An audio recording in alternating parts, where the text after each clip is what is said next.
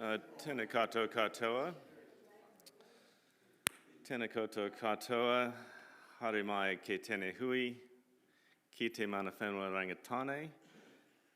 He mihi nui. Tēnā koutou, tēnā koutou, tēnā tātou katoa. Very warm welcome to everyone to the opening of the Environmental Sustainability Committee meeting of the 17th of November 2021. We have today in support David Murphy, Chief Planning Officer, Sarah Claridge advising, and Carly Chang here in the administrative role. The meeting is being recorded and streamed live on the Council's YouTube channel. Level 2 restrictions do require that people scan in and maintain social distance, but note the masks can be taken off at the table, as the public have been asked to observe the meeting online. And we do have the health and safety requirements, which staff and elected and appointed members are well familiar with, but both the fire and emergency points around proceeding to nearest exit and evacuating to Te Marae o Hine, smoking being prohibited, the defibrillator at the front of house on the ground floor, and the invitation to report near misses. Councillors, and those of you that are in person, please select and use your voting device if you wish to be in touch. And councillors on Teams, please use the chat box in those cases. If I neglect to call your name or introduce you, please do use your name so that it's clear to those observing online. I have received and accepted a request under Standing Order 4.6 for Councillor Naylor to attend this meeting remotely for personal reasons. I think that gets us underway and moving to the papers in front of us. First up, apologies. We have an apology from Councillor Michelad and an apology for early departure from Councillor Meehan. Are there other apologies? There being none, I'll look to move those. Seconded by Councillor Butt, and we'll ask for a vote.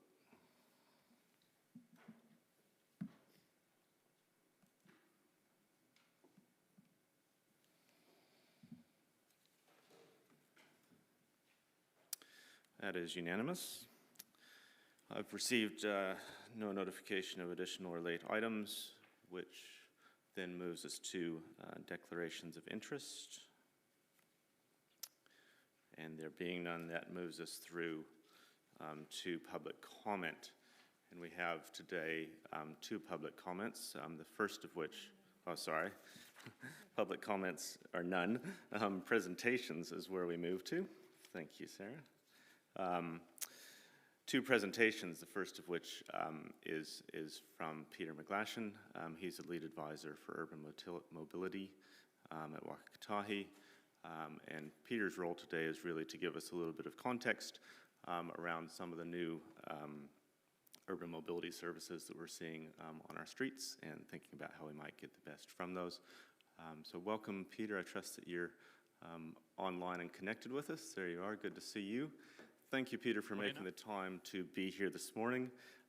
You've got 10 minutes with us to share your presentation, but we'll note that that presentation has been circulated to elected members as well, and invite you to speak now. We'll follow up with questions afterwards. Thank you, Peter. Morena, so I'm going to share my screen and hopefully we'll be able to get underway. Just let me know if that has any trouble coming through. That's come through, and now it's in the display mode. Fantastic. Thanks, Peter.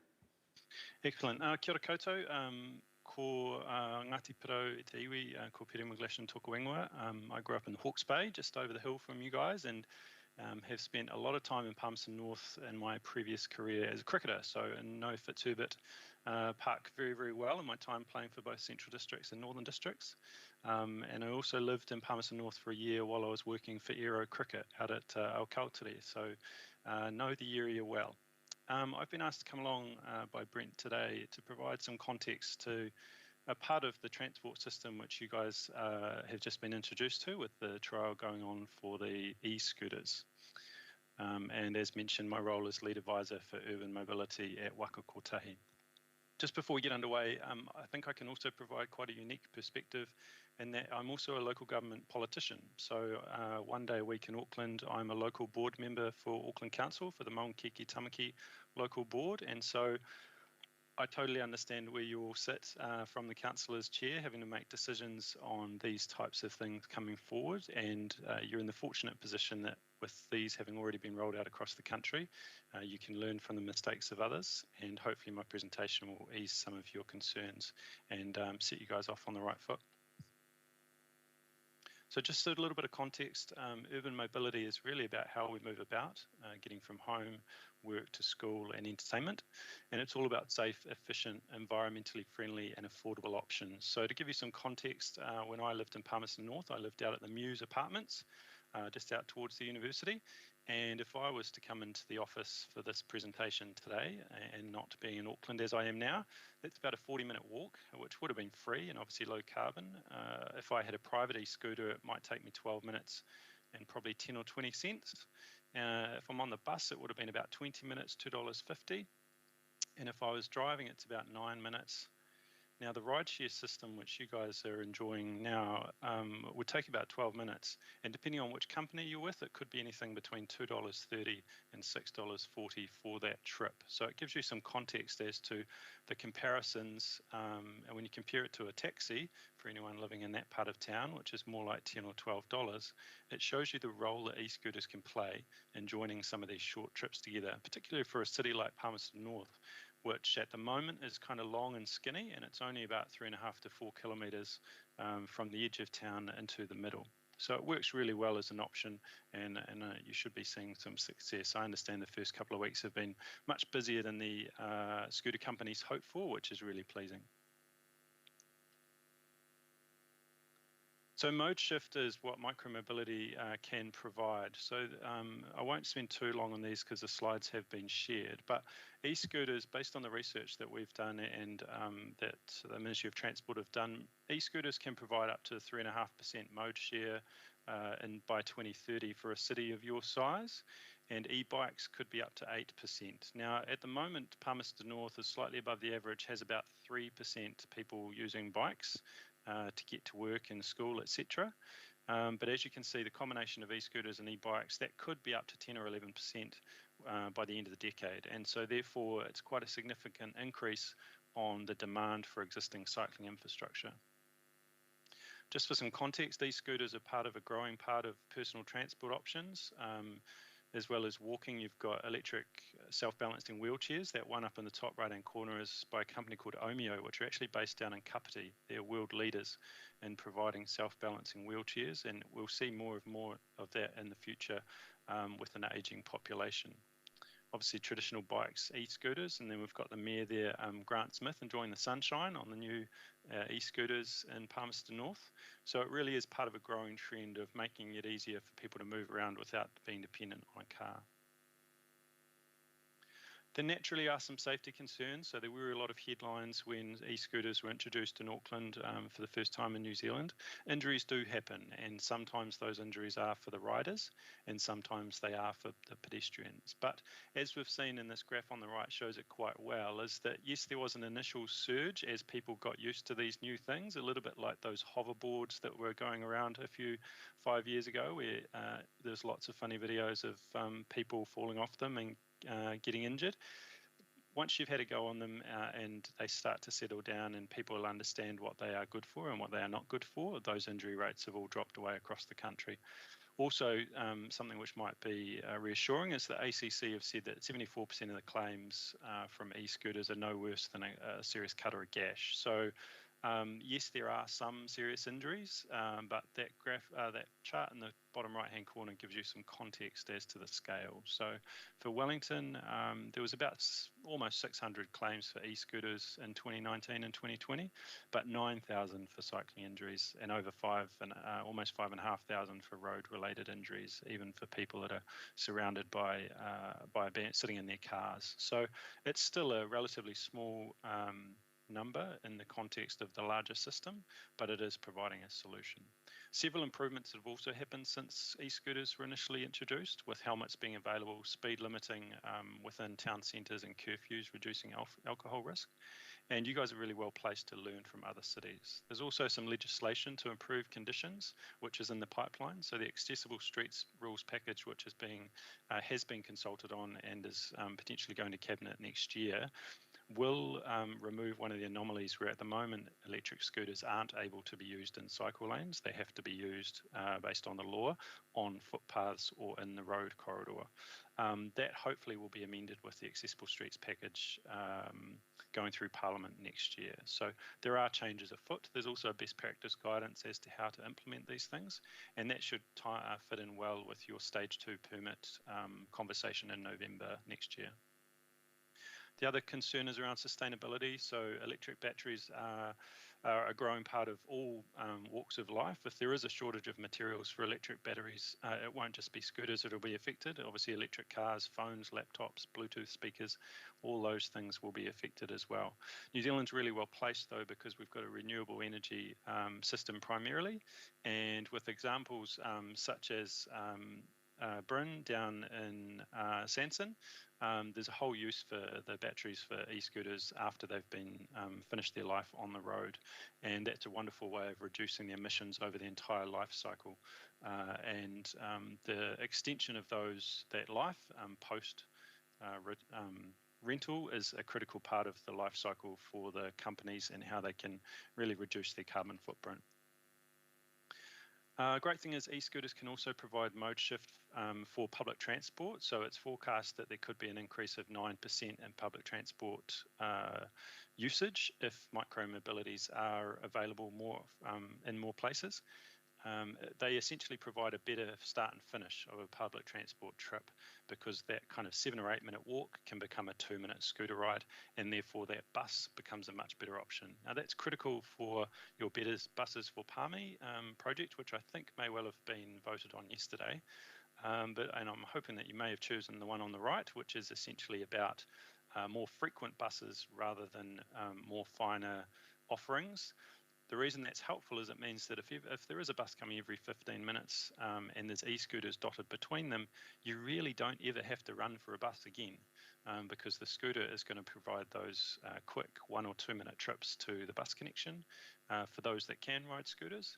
And for those that can't ride scooters, it obviously takes cars off the road and makes traffic congestion much easier for those who may be disabled and can't use scooters, and the older parts of the population who maybe don't want to jump on a scooter anytime soon.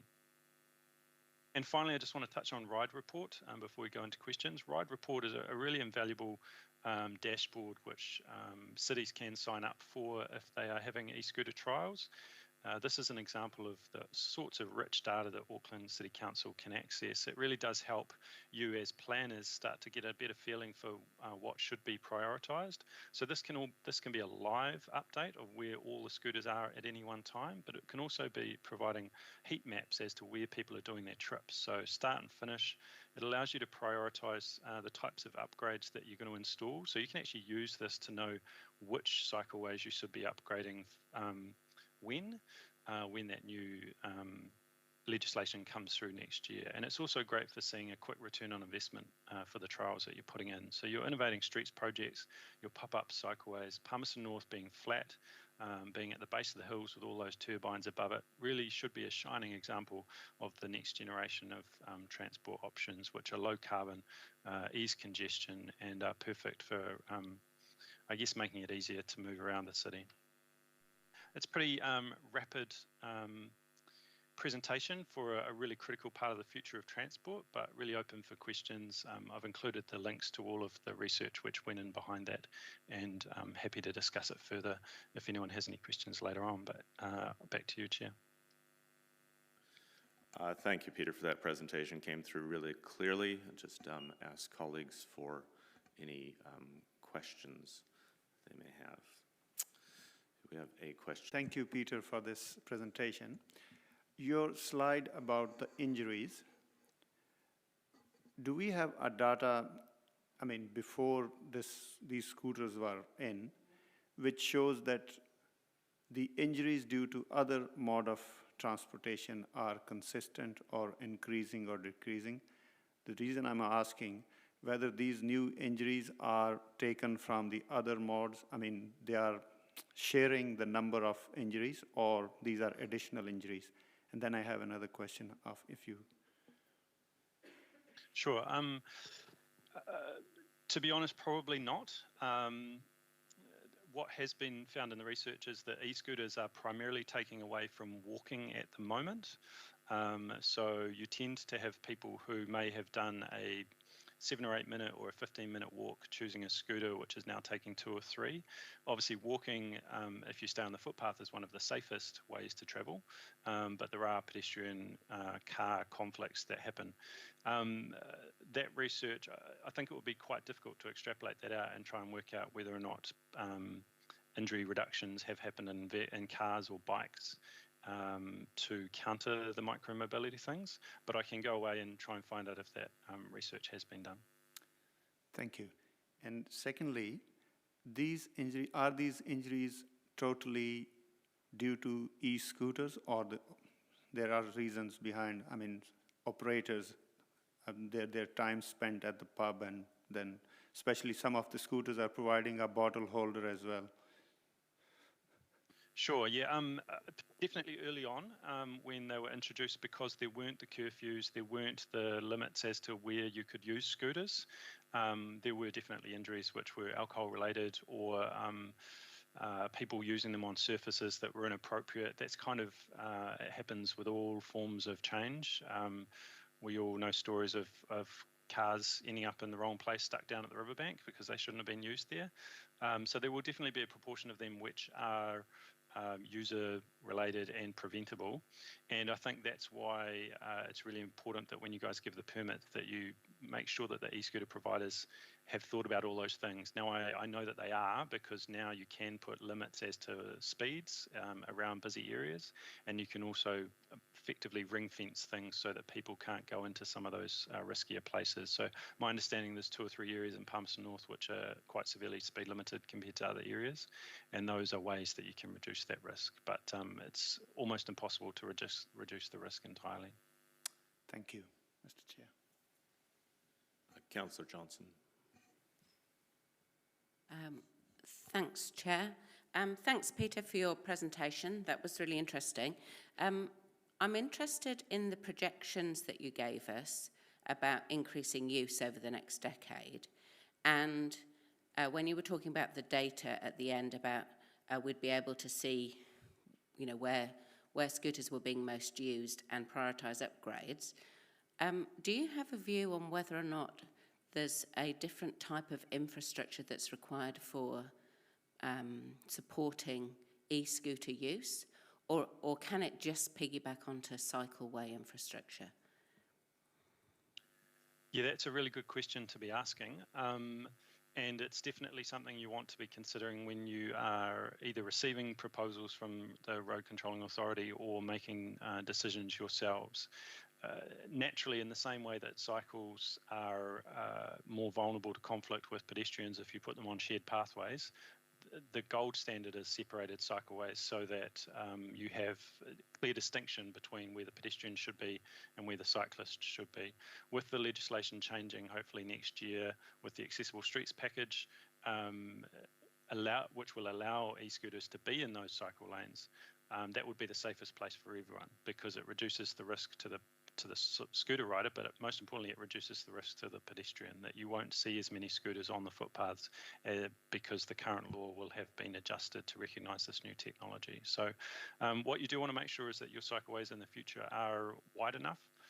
So you want to make sure that you stick to the minimum standards, recommended standards for that. Some of the older ones probably don't comply with that, so when those are upgraded, they might need to be a little bit wider. But that's a good thing to do regardless, because more and more people are using cargo bikes, using trailers to take their kids around. So it is worth leaving a little bit of space. Future-proofs the infrastructure that you only want to spend money on it once if you're going to provide a more permanent solution. Thank you, that's great. Thanks, Chair. Thanks, Peter. Just a further question from me at this stage. You've given us I guess, clear view in terms of e-scooters and how they sort of fit in the mix, and obviously you've got quite a bit of local knowledge here in Palmerston North from your time living and working and playing professionally in the area. A city of our size, should we also be expecting to see shared mobility services around e-bikes sort of coming into the mix? Is there another niche there for those, or what do you see as a sort of future outlook for the city? Yeah, absolutely. All of these things reduce car dependency. So, cars are often, other than purchasing a house, and that's becoming harder and harder for families to do, the next big purchase for people is their car generally. And you can often tie, 10, 12, for a student, maybe $2,000 or $3,000 into a car purchase.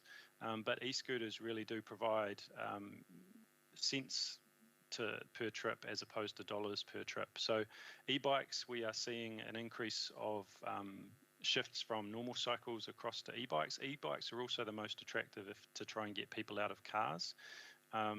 So preparing for e-bikes and scooters would make sense for a city if they want to reduce their carbon emissions. You're perfectly placed with a large student population. From a thrift point of view, socioeconomic factors is definitely one of the things which has an effect on the success or failure of these types of projects. But everything else Palmerston North has going for it, large, wide open streets. You've already got a really good cycling network because of the width of those streets.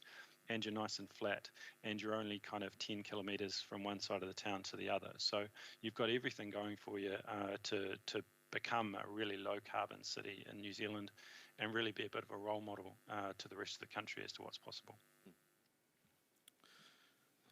Thanks, Peter. Appreciate that response and commentary. There are no further questions in the queue, so we can discharge you from your duties now, Peter, but thank you very much on behalf of the committee and the city for speaking to us and providing us with the comprehensive information that you have through the presentation and the invitation there by way of follow-up. It's really nice to know that there are resources within Wakakatahi that are oriented toward communities that are in these sort of transitions. So thank you very much, Peter.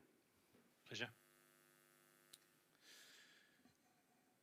So, colleagues, we will have a recommendation that the committee resolve that the presentation be received for information. I'll look to move that. Seconded by Councillor Butt. I'll just ask if there's any comments.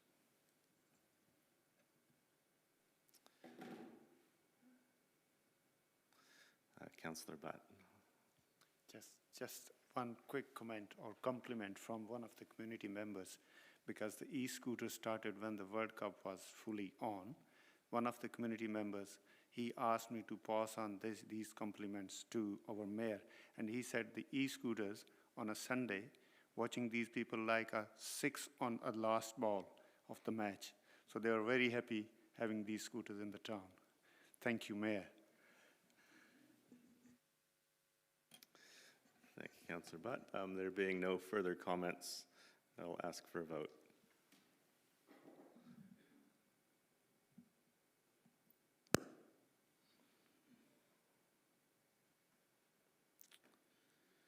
That's passed unanimously. Moving to item 6, the second presentation around Manawatu River source to sea, and we're fortunate this morning to have Mr. Tom Shannon and Mr. Selwyn York online, who will be presenting to us. I don't believe that this presentation was circulated in advance, but I do believe there's some pictures that will be shared online. So Tom and Selwyn, I hope that you're hearing us comfortable where you are, and we're very much looking forward to hearing your insights about what's happening to bring nature back into the ranges and close to the city. So over to you, gentlemen. Good morning, all. Tom Shannon's my name. I'm Selwyn and I co-chair Source to Sea, the biodiversity cluster of Environment Network Manawatu. You have to excuse me, I'm not so familiar with this kind of presentation. I'm happy to be in the room, but the other element is that Ian Rasmussen, our lead in this particular project, we've got going is not available either this morning. So Selwyn and I are in for it. But first of all, I'm sure the you councillors are familiar with Source to the Sea being the biodiversity cluster of the network, with about 28 or so more groups, environmental groups. If we could pop up that picture of the range of the network, do we have that? I'm not sure. No. The Source to the Sea, Manawatu River Source to the Sea, is a collective that is across the whole Manawatu catchment. And while we might be familiar with many of the activities that are close into the city, like the Tiratia and the Tiratia of the Green Corridors or Pitt Park or a number of those sorts of things, we do also have very active members down at the mouth of the river, at the Foxton area, and also up into the upper reaches of the Pahongana, where the Theo, the blue duck, is, and on the eastern side of the Manawatu, in the Tararua, with the Rangatani Iwi Hapu collectives over there.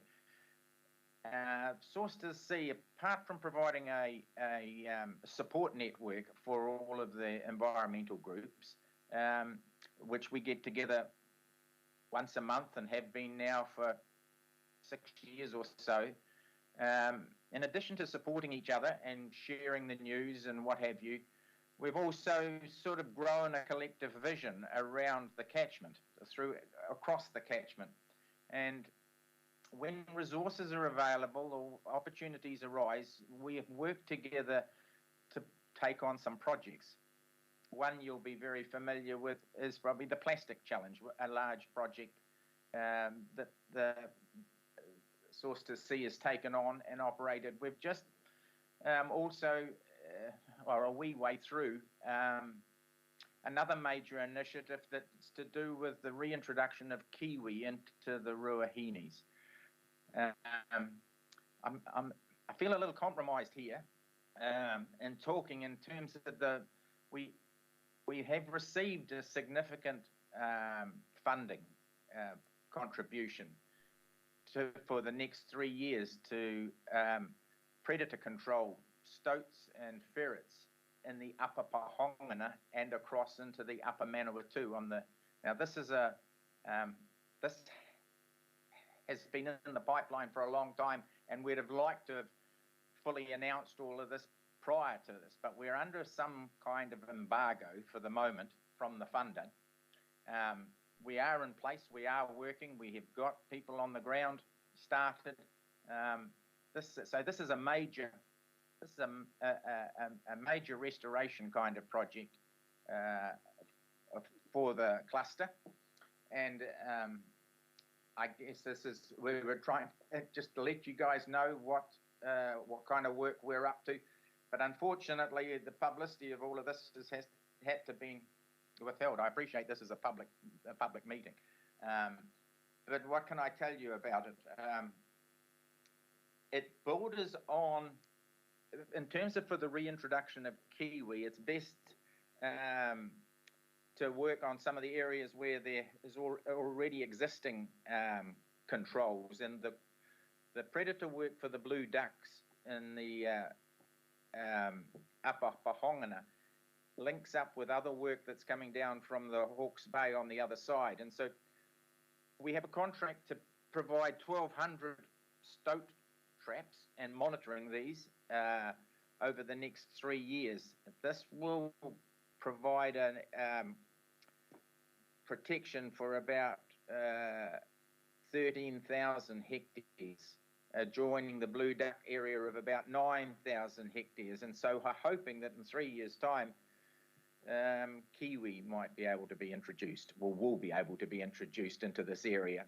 And Source to Sea have got behind it because of the potential to bring the program right through the Ruahinis ranges. So we've felt it's a pretty exciting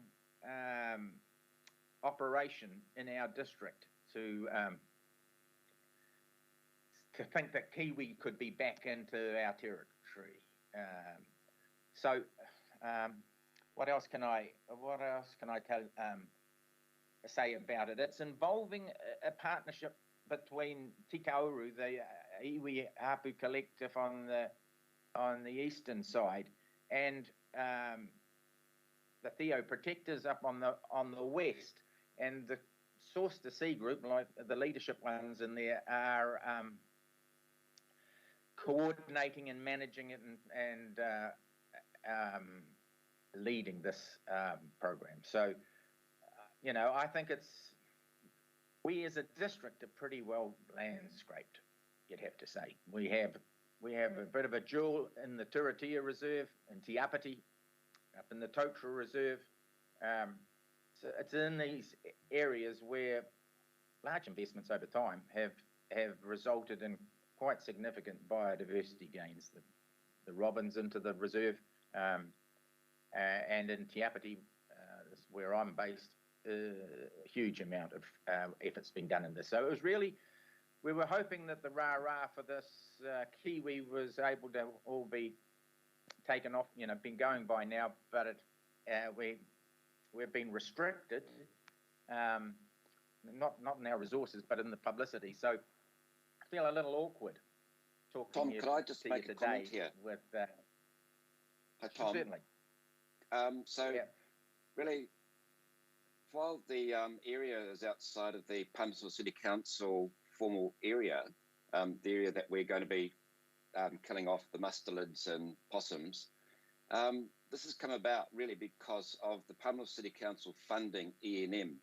So if we didn't have that as an incorporated society with your fundamental or core funding for us, we would not have been able to adopt this project in the Southern Ruahine. So really it reflects back on the quality of your investment with us. And I just want to say thank you very much on our behalf through this circuitous route that we actually have this marvellous job to do over the next 3 years.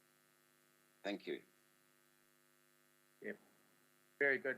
So, and I don't know quite how the reception's going here. I'm out in the country and it's pouring with rain on top of me at the moment. So I'm not sure whether how I'm coming through here. But yeah, I would like to also congratulate the council on the support and encouragement that we get from the city in this regard, in the environmental space.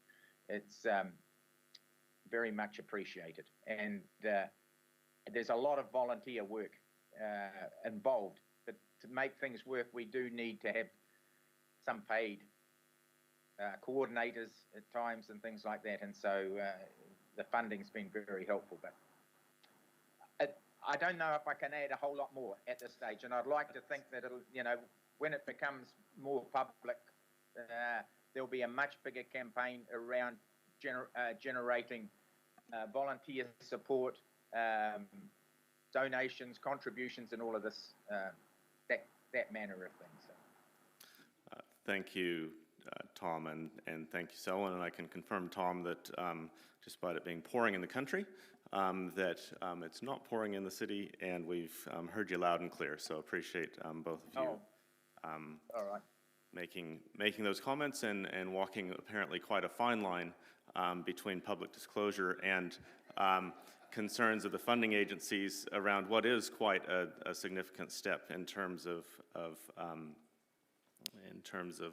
biodiversity and protecting nature on our doorstep, and acknowledging that there was obviously some timing issues that didn't quite swing your way in terms of the amount of disclosure and celebration you're hoping for today. But do appreciate you putting us in the picture on those. I'll just see if there's any questions that colleagues might have around the table of you both.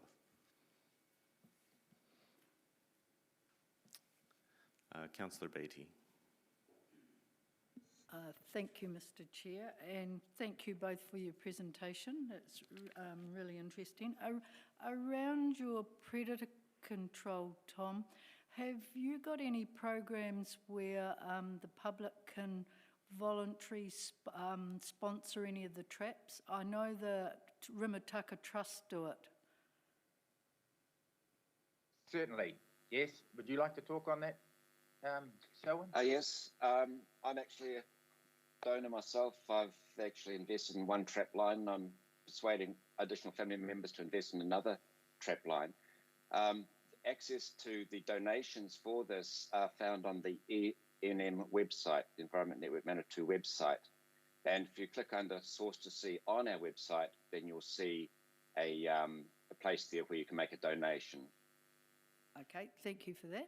So we will be pushing this once we're allowed, once appropriate people enable us to publicise this program.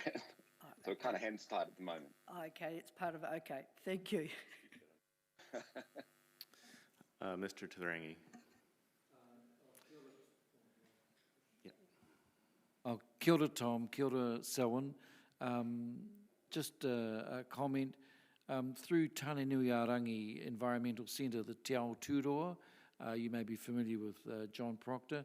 They have a good working relationship with the Source to Sea team, and look forward to working with them with the kiwi habitat restoration. Yeah, thank you. Yeah, we're working closely with all the parties around Tanenuiarangi as well, and Paul. But yes, it's a coordinated approach, and I think, you know, we're just getting excited about the opportunity to get out and sell and promote and build community around this as well. But you can sense our frustration. We're employing people.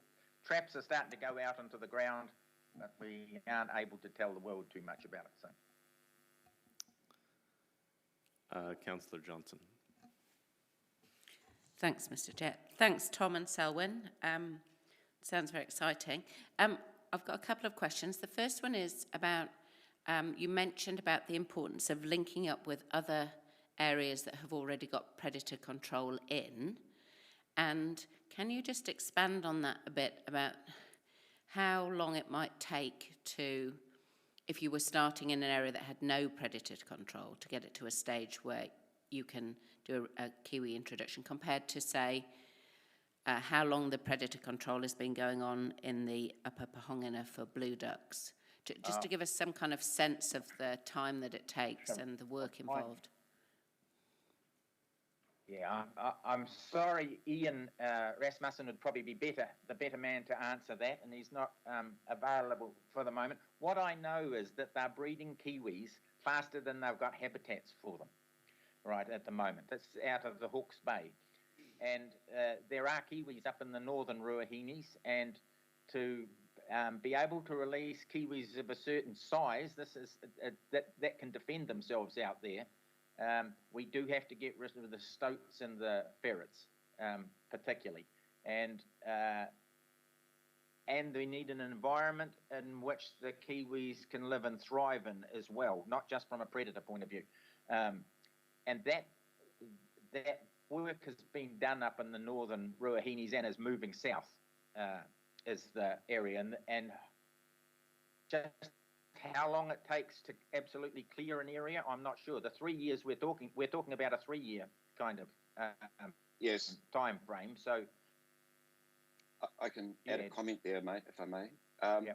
So the program's been formally designed by people who we can't mention at the moment, and it's 2 years to get all the traps out. So half the traps are being put out this current 12 months, which we're already a quarter of the way in, and then the second half of traps will be out in a year's time, and then there's 1 year of where we're trapping with all the traps out, and it's 1 trap per 10 hectares. It doesn't sound like very many, but then you focus the traps on where the predator migration paths are.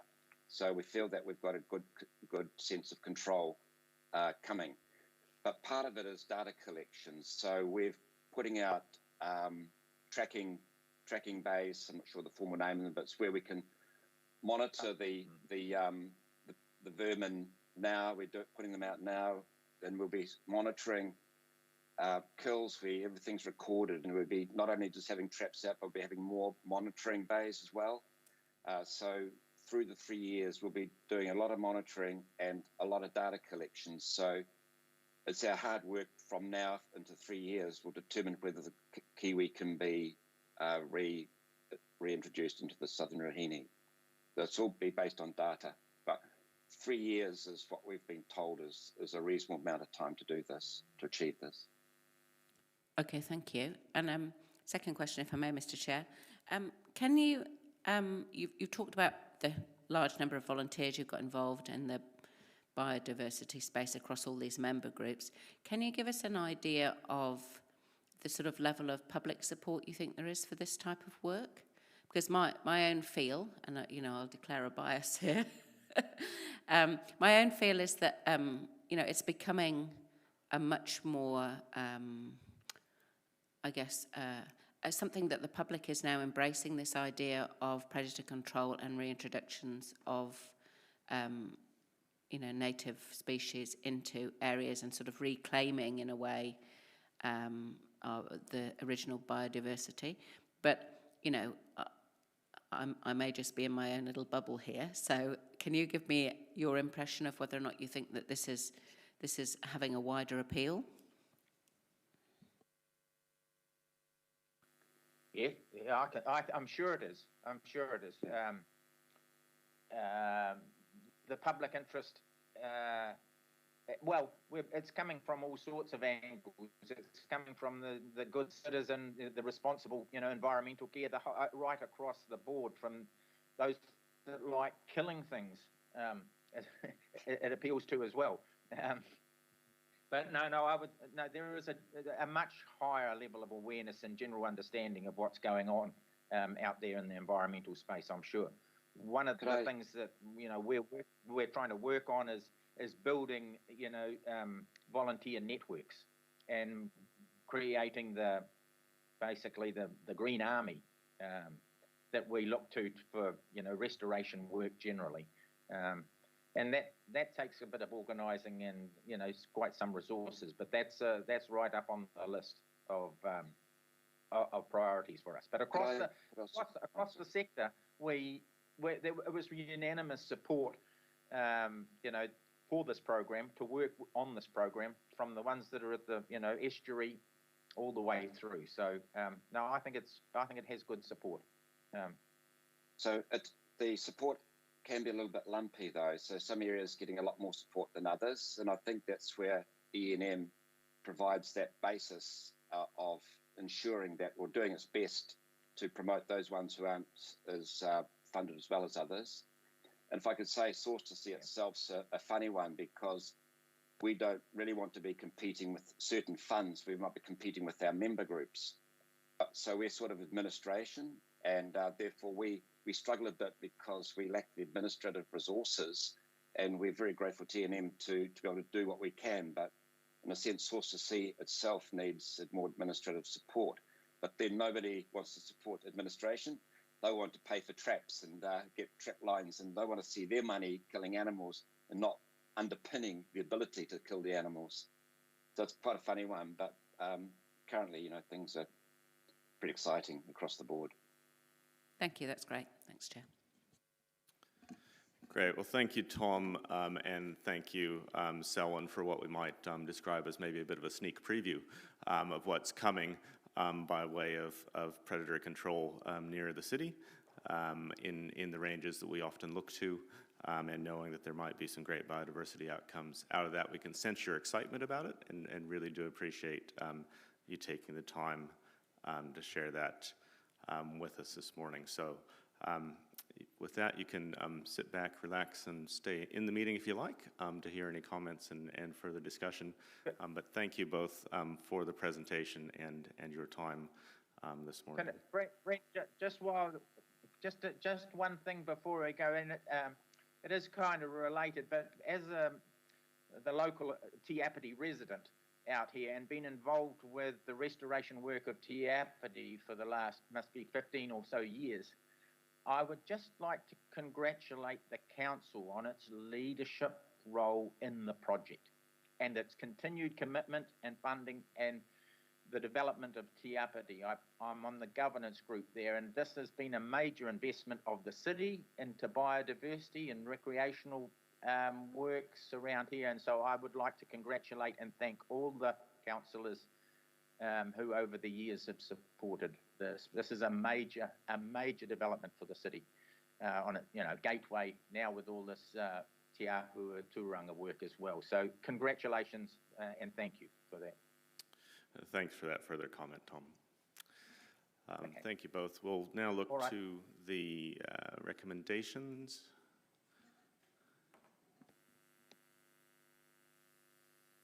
So we have the recommendation on the papers and an additional recommendation as well. The one on the papers is that the committee resolves that the presentation be received for information. Could we see the second recommendation as well? Second recommendation is that the committee resolve that the chief executive report to the Environmental Sustainability Committee on opportunities for native species reintroduction in the Taratea Reserve area. And I'll just look to the seconder, Councillor Johnson, to see if you'd be happy to second both recommendations. Great, thank you. So just firstly, before speaking to this, I'd invite the General Manager, the Chief Planning Officer, for just a bit of context and comment around this additional recommendation. Thank you, Mr. Chair. I can advise that there's been some very preliminary discussions occurring between the Council, Rangatane and Mercury regarding some potential translocation of additional species into the Taratea Reserve. It is very preliminary discussions, as we heard from Tom and Selwyn, getting an understanding of the state of the pests in the area is important, particularly when you're looking at introducing highly threatened species. So there is some work happening in this space. It's very preliminary, so that's probably all I can provide at this time. So. Great, thank you, David. We'll try to progress these two recommendations together, but if it becomes evident that we want to separate them, we will. A number popping into the queue. Can I just check if there's any of those which are questions? Councillor Hopta. Thank you, Mr. Chair. Can I question for the Chief Planning Officer? Is there any budget associated with the second recommendation? It'll just be the time associated with preparing what will be a relatively brief report. As I said, the work today has been preliminary conversations with Rangatane and Mercury, so it would be the time associated with preparing that report. Thank you. Thank you, Councillor Hoppa. Are the others comments rather than questions? Appear to be so. Great. So I'll just briefly speak to and lay out the rationale from my perspective before moving to comments from others. I think there's three reasons really to support the second recommendation, but before moving to that, just wanted to again acknowledge the years of work that people like Tom and Selwyn and the volunteers around them have put into bringing biodiversity nearer and nearer the city, and to hear that there might be a large-scale project that actually really significantly extends kiwi habitat and other endangered species into places nearer and more accessible to the city is very, very exciting indeed, and just want to acknowledge and thank them for the work that they're doing and all those that are around them.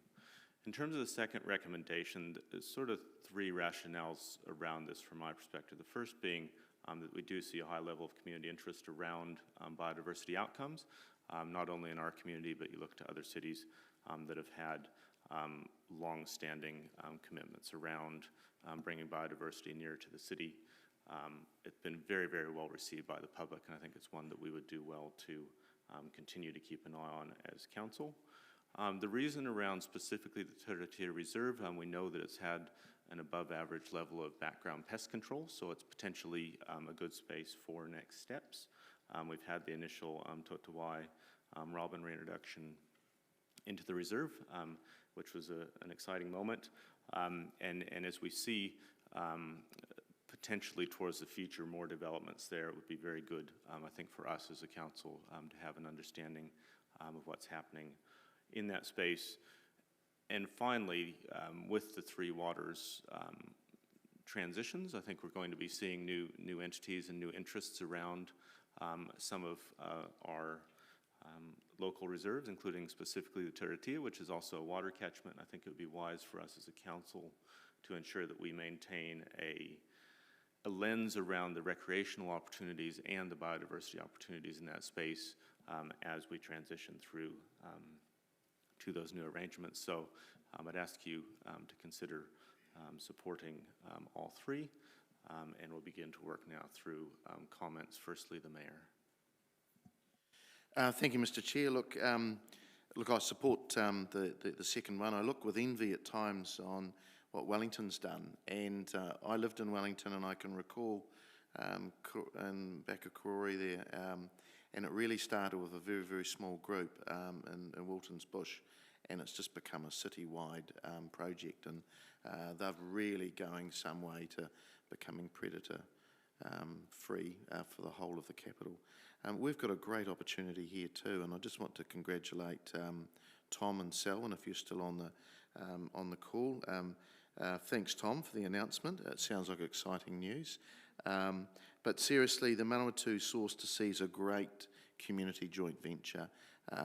We put in a little bit, but we get a lot of groups, a lot of volunteers, a bit of government money, it sounds like, now, and also a whole lot of trusts and that helping. So put that all together and you've got Te Apiti, you've got Turitea, and you've got Tautra Reserve, and really they're our three big gems, especially Te Apiti in our rohi. So for the city it's really, really special, and I think we'll look back on in maybe 10, even 20 years like we have done now with the green corridors, and just see the difference that is being made.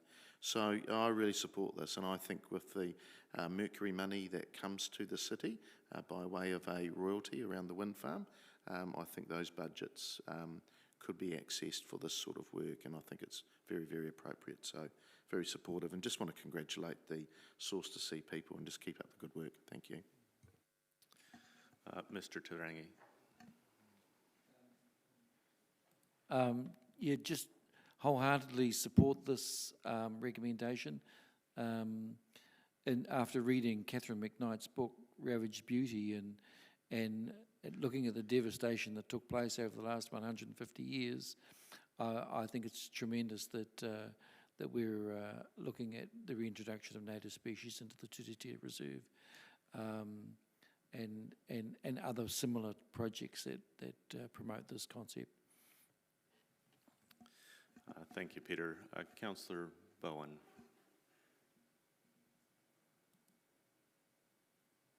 I'm hoping that, yes, the microphone is on. Thanks. I just want to speak in support of both recommendations, but particularly the second one, and particularly as a resident of the Turitea Valley, where we've seen the impact of the work of the Green Corridors programme, and from that, the increased level of biodiversity that we're able to support in the Turitea Reserve. It has been a noticeable increase over the last 5 or 6 years in, for example, the amount of bird life I see in my garden as they come down from the Turitea Reserve, supported by Green Corridors.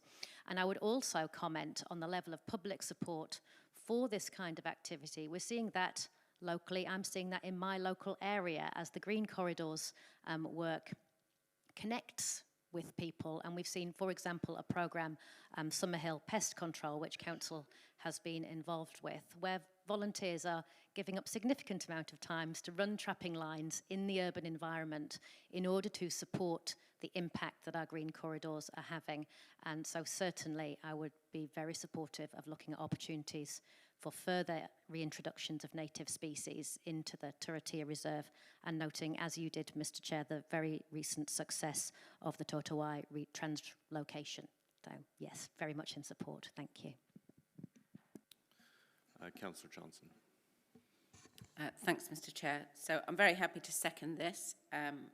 As all of you know, birds are very dear to my heart. But I would like to point out some other supporting argument, I suppose, for this that hasn't yet been mentioned. The first one is that this is a very good strategic fit for us. So under our Eco-City priorities in the 10-year plan, regeneration of native biodiversity is number 3. And this is not something that has had, a lot of sort of public focus or gaze. So I think it's an area where we could be doing a wee bit more. The second point is that it's a very good opportunity for us to work with our iwi partners to do some restoration of habitat that's been damaged in the past through settlement. And I think Mr. Tirangi touched on that, but there's a kind of a bit of a healing kind of process in it, which I think shouldn't be underestimated. In terms of public support, I think this is very much on the public's mind at the moment. We've seen, as others have touched on, the sort of need for people to get involved in a practical level. And I was just looking at our own statistics for the number of Green Corridors volunteers, which has, in the space of 10 years, quadrupled. So the number of people helping out has quadrupled. We do report on bird counts in the Turitea Reserve, and they have gone up hugely over the last 10 years, in particular Kereru and Tui. Also, Titipunaimu are also sort of maintaining a kind of presence, having gone up initially. So I think that this is not only something that we should be doing, it's also something that there's good support for.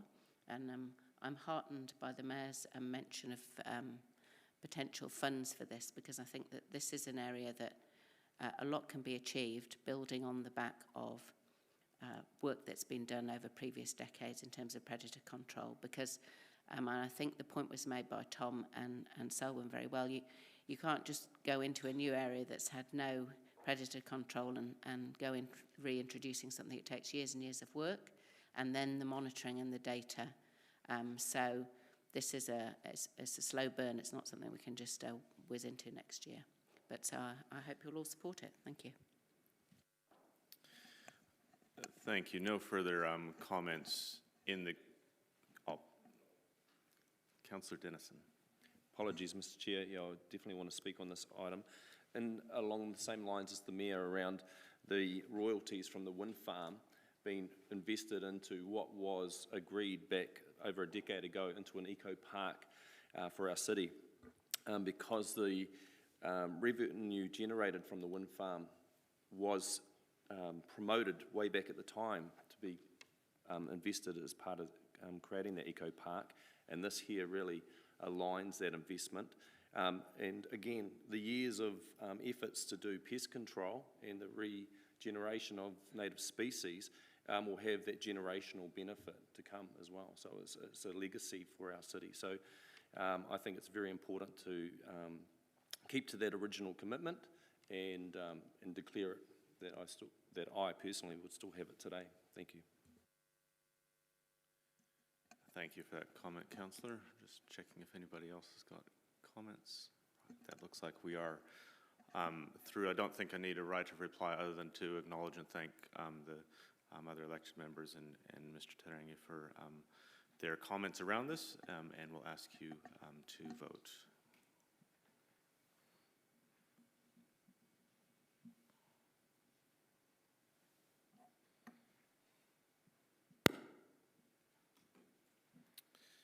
And that's passed unanimously, which moves us to item 7, which is the confirmation of the minutes. We have the recommendation the committee resolved that the minutes of the Environmental Sustainability Committee meeting of 15th September 2021, Part 1, public, be confirmed as a true and correct record. I'll look to move that, and seconded by Councillor Butt. Open for any points of correction or clarification. There being none, I'll ask for a vote.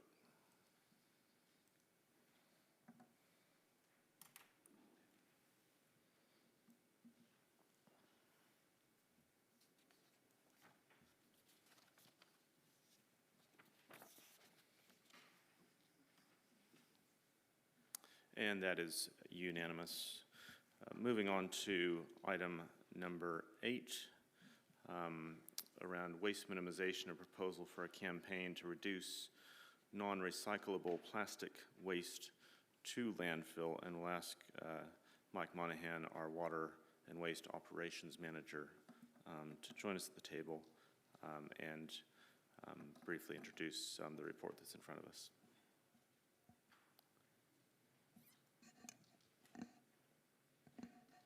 And welcome Natasha Hickmott as well. Tēnā koutou katoa, ko Mike Monahan, Infrastructure, Water and Waste Operations Manager. Good morning, Mr. Chair, Your Worship and Councillors. Due to the nature of this memorandum, I would just like to acknowledge that we've got Olivia and Melissa also in the gallery there for any questions that may be to their expertise. So with that said, I'd like to present this report as read and open it up for any questions. Thank you, Mike. Questions from council colleagues? Councillor Hancock. Yeah, thanks, Mr. Chair. I've just got one very brief question.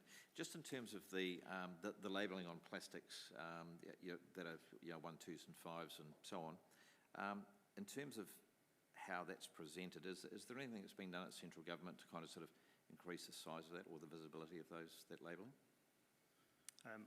I'll ask Natasha to answer that one, yeah.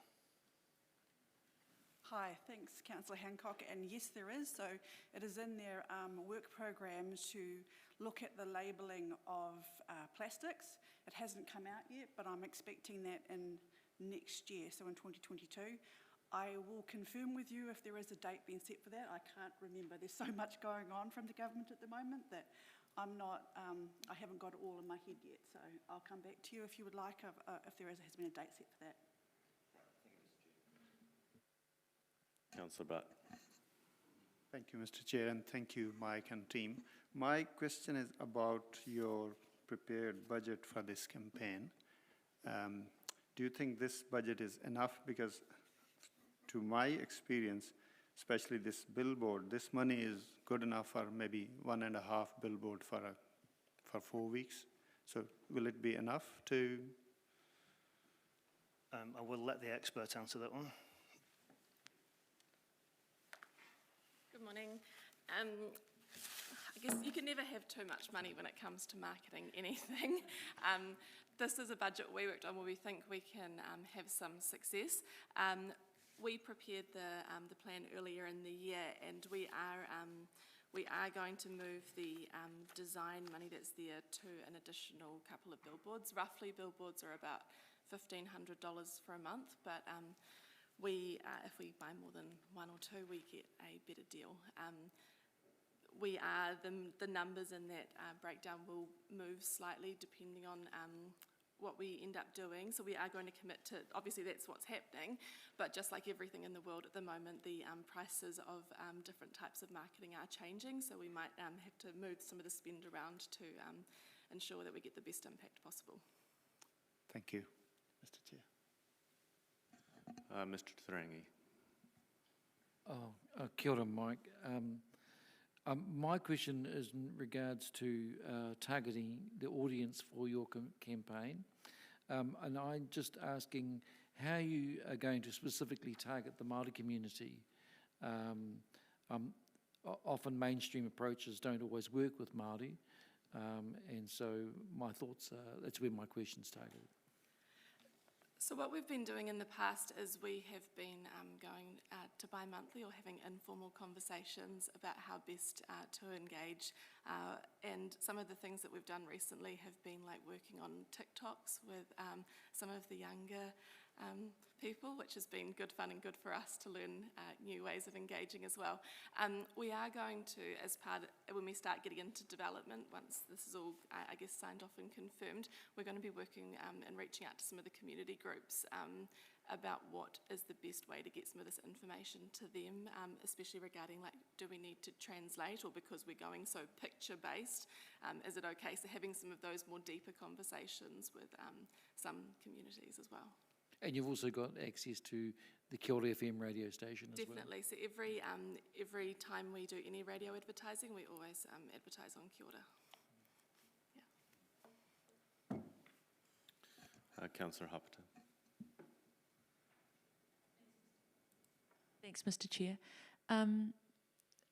I'm just curious about the increased amounts of contamination and how you're going to address that with the community in terms of the campaign, because contamination is contamination, and how are you going to communicate that across the whole audience and to try and reduce that amount of contamination? It doesn't matter what part of the community it is contamination. So I'm interested in how that's going to come across.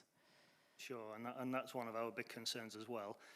And Olivia and the team did put a lot of consideration into the contamination, not just reducing plastics. So have you got some comments on that? Yeah, definitely. So the campaign's going to focus on the top 2 levels of the waste hierarchy. So that's the reduce and reuse. We are going to be focusing on the common things that we saw were going into waste from the last waste management minimisation plan audit. So that's the kind of things where it's really easy switches. So that's how we're going to message it out. So instead of just saying, don't do this, don't do that, it's going to say, instead of using this, use this. Instead of this, try this. So things like, instead of Glad wrap, beeswax wraps, produce bags instead of the plastics. Those kind of easier switches. And the team is also, we're working on, we, I think, talked about it late last year as doing some more in-depth work with the community and a couple of streets specific about how we work on contamination and address contamination issues and figure out what's causing that in different parts of the area and the community. Have you thought about, I know this is silly, but a reward system rather than a black mark system? So putting a sticker on just as a reward to say you've actually done well, rather than a black mark to say you haven't done well system? I'm just, because sometimes saying they're doing bad, sometimes saying you're doing good is a better way around it. Yeah, we're definitely exploring all those options. We're having very close conversation with our neighbours, surrounding TAs to tactics that they're using that are working. So we've had those conversations there. We're developing those strategies, yeah. Councillor Dingwall. Thank you, Mr. Chair, and thank you for this report. Looking at the staff resources in the budget, would that include actually going to community groups and talking to them and sort of giving presentations to specific community groups as well? Would that be included in that part of the budget? I'm just thinking about places like, Multicultural Council or the Pacifica Centre or those kind of places to try and get to families, target market, I suppose. Yeah, specifically to answer that question, addressing those parts of the community would be picked up by our waste minimisation officer and some work through our sustainability coordinator as part of their day job. So, that small amount of budget in this report probably wouldn't address that, but, as part of the wider remit of the team, those are certainly things that we will pick up as part of our day-to-day operations. Cool. And are you working with the schools at all? Because when I look at the timeline there, it's the campaign period runs from February through to mid-March, which is right at the beginning of the school year. But also you say in there's a school holiday treasure hunt theme, but the school would have been started at the start of the campaign. So how does that marry up? Yeah, so that one was left in from the previous version, was when we'd planned to do the campaign this year. So in terms of with schools and stuff, every discussion we've been having with them on a range of projects is that they like to get some information straight up that they can share with people, so they can share out to parents and with the students and stuff like that. Then we've been talking separately about having sessions, and start promoting the fact that the schools can come up to Awapuni at a couple of set times. Same with the multicultural groups and other, community groups, and giving some options for times that, later on in the year when it fits into that part of the curriculum or something like that, that they can then come up and see how the recycling centre works. Excellent. So you're seeing this, the campaign timeframe as being like the kickstart, The real public and then the kickstart. other things will happen further down as business as usual. Definitely. Excellent. Thank you. The Mayor. Thanks, Mike, Olivia. Obviously, the main audience with this campaign is obviously consumers, the public. But are we talking to the actual producers and manufacturers of these products? You know, the 3s, the 4s, the 6s, the 7s? Yeah, I think this is one for Natasha. Musical chairs. So, thank you, Mayor. So that is actually in the government's work program. So part of the strategy that they've got out for consultation at the moment, they are looking at working with the manufacturers to do redesign of materials so that we don't actually have those plastics in play. So that is actually something that is coming from central government. Okay, I'll leave it to comments. But look, another question. Are we currently sending all of that to landfill at the moment, aren't we? All of that's just going to landfill. It's going in the general. That's right, yeah. Rubbish. Yep. I understand that Future Post and a few other companies that are looking for feedstock have been in touch. Is there any update on that? So we've had, well, I've personally had 2 or 3 conversations and meetings with Future Post, and the nature of the mixed materials that we collect isn't suitable for their process. It would have to be targeted individual resin codes that they would be interested in. One of the resin codes that they are interested in, we already have a very good market for and a very good local market. But our mixed grade bales, which I know is a concern, you know, there's just no, their process can't handle our the mixed bales that we have. So that conversation is kind of on pause at the moment. Okay, I understand Countdown are collecting some of this at the moment as well in some of their stores. Is that through the soft plastic scheme that you're talking about? Okay, so the National Soft Plastic Scheme is only in certain areas, and I'm not aware that it's in the Manawatu yet. It's in Wellington and it's in the Hawke's Bay, but I'm not aware that they've introduced it into our region, and I'm not aware of a time frame from them. They haven't contacted me, but I can certainly go and contact them and find out if there is a time frame for it to be Look, I think it'd be good. I mean, I don't know if anybody else is, if you get any packaging, and I know we're trying to phase this out, but there's a period of which it's all going still to landfill, and it'll be good to know if that could be collected or done, because there's a lot of packaging that literally is just going to the tip. Thank you. Councillor Johnson. Thanks, Mr. Chair. Thanks, Mike and Natasha. I'm just not 100% clear on whether this is a campaign specifically focused on reduction of non-recyclable plastic, or whether it's a more general waste minimisation campaign. So can you clarify that? Is it going to have a tight focus on the plastics, or is it a much broader kind of a waste mins thing?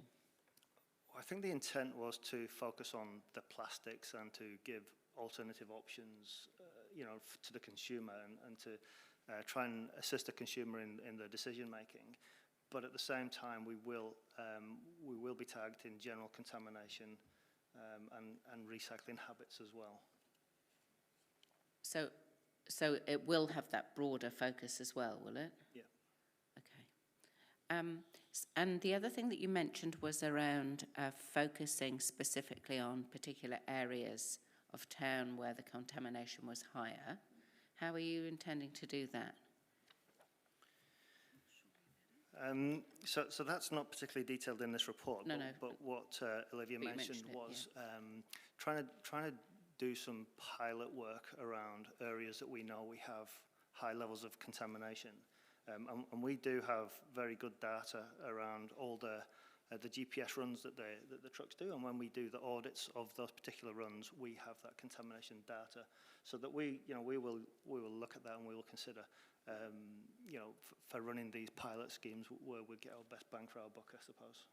So we did have a workshop on that with you last year, I think. Are some of the ideas that came out of that workshop likely to be piloted in that Yes, scheme? Yeah. absolutely. Okay, thank you. Thanks, Mr. Chair. Thanks, Mike. Just a couple further questions from me. I suppose one is to understand the relative scale of what we're talking about here. I mean, there's budget numbers and that sort of thing, but sort of, is this about as big as we've done at times in the past? Is it sort of a step up from that? How does it sit? Again, I might ask Olivia to give us a steer, Mr. Chair, on that one. In terms of the budgets I've worked with at council, in terms of the budgets I've worked with at council, the only one that has had more than this is Nature Calls. This is a good amount of money. To give you some examples, one of the councils in the South Island recently spent a similar amount targeting just the removal of lids. So they focused on one specific thing. And we talked about doing that, but there wasn't one specific thing that really stood out to our team as a problem, so that's why we're going to look at a few of the key things. I think this is the kind of project that it needs to have something similar to like this quite regularly, just like how we do water conservation campaigns every summer, so that we're building on that message. We're starting to really talk about waste a lot more in this kind of proactive and reducing way, just like we do with water. So I think this is a good start. We're starting to kind of get some education out there with the Waste Hub. We've now got some base levels of information with our community, and then each year it's going to be how do we build upon that, and that might be, you know, where we talk about focusing on really specific issues that we can identify, focus money towards and target that specifically.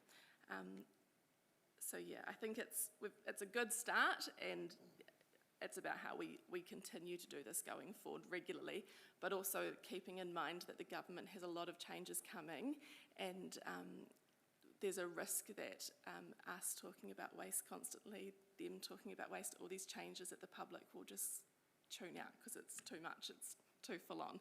So it's finding that right balance. Thank you, Olivia, for that response. The second question I'd have, Mike, is really just sort of how this sits sort of both time frame wise, but sort of insight wise in terms of the future waste minimization, waste management and minimization plan, and sort of, so is what we're doing here something that could be seen as piloting towards something that could inform that review in a way that gives us an ability to link effort with results? Yeah, I think so. I think you know, we've got the swap analysis that's happening later this year, and that will start to drive work towards the next waste minimisation plan. So that I guess the more work we do up front, then you know that will give us better analysis of any data that we get in from those swap analysis to help us to start to develop that really effective waste minimisation plan. Cool, thank you, Mike, appreciate it. No further questions in the queue, so thank you again, Mike and Natasha and Olivia for responding to those questions and for the report as well. Right, so we have a recommendation in front of us that the committee resolved that the report titled Waste Minimization Information to a Campaign, on a Campaign to Reduce Non-Recyclable Plastic Waste to Landfill be received for information, which I'll look to move. And Councillor Butt has seconded, and we'll open up for comments. The Deputy Mayor. Thank you, Mr. Chair. I just want to speak in support to this. I have a particular interest in waste reduction, and am really excited to see the campaign plan outlined to us today.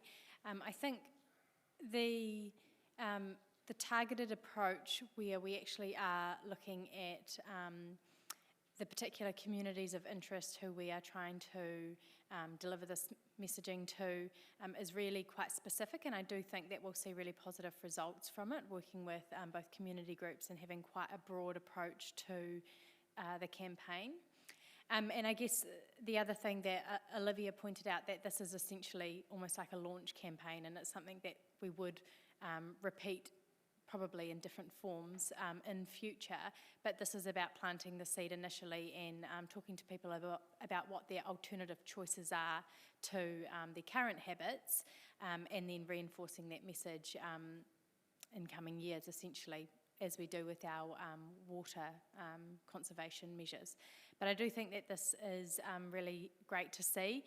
It does support the messaging and the work that the Council's doing as a whole around this, particularly our online hub, which I talk about quite a bit, but is another really positive measure that delivers information to people and shows their alternative choices to just the everyday decision making around what they're purchasing and consuming. So I think that this is great and will have an impact. Thank you. Just by way of comment from myself, firstly to thank the officers for the thinking that's gone in here, and to wish you well with the execution of the campaign. Just recalling that this did come to us probably in somewhat of a challenging way when we discovered that we had tons and tons and tons of plastic that we had been stockpiling, and that unfortunately we no longer had a next step in a recycling process available for, and we're facing a landfilling option, which I think is a very timely reminder to us that reliance on offshoring, especially of waste problems, is something that we should not become overly reliant on, and really welcome where this campaign is headed, which is very much towards the reduction of waste in the first place, and certainly to the extent that we can influence the wider conversations around what manufacturers are doing and what governments are doing. We should be doing that as a council, but in reality it's what we can do day to day with the people in the community here, providing them with clear options and messages and encouragement to do the right thing by the environment, to be doing making choices up front that minimize waste. And we'll just acknowledge Councillor Hopeta's line of questioning. I think it's very positive to actually think about what we can do to both reward people that are doing things to a really high standard, and make sure that those people are acknowledged, as well as using where we need to other messages where we have issues that do need to be addressed. But look, absolutely wish officers all the best with the delivery of this campaign, and seeing this become a feature of how we engage with the community over time around waste minimization. So with that, I'll ask for a vote.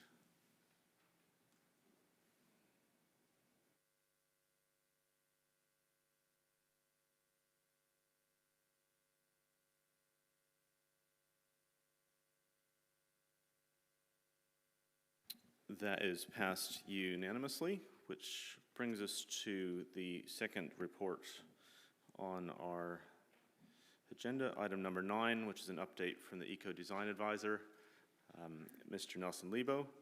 And I understand, Nelson, that you have a presentation, so welcome to the table. Really good to see you here, and I'm looking forward to your presentation and report. Just a microphone to flick on. All right, so I don't even know how to turn on the microphone. But I just want to thank all of you as councillors for funding this program for probably a decade now. My predecessor and through my job. I want to thank my manager, who's an absolutely amazing manager, Lee Sage.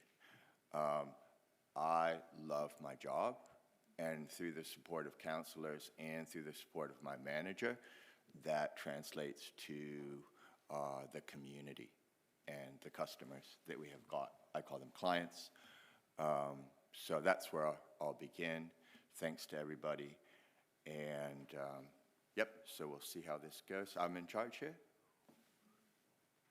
Where do I point it? We're just getting the slide up on screen, and then you will have the clicker in your hand. All right. Oh, yeah, there we go. There you go. Cool. So yeah, also thanks to my wife for helping me put together this PowerPoint presentation at 10:30 at night last week. So I'm going to assume left click is forward. Oh, nope.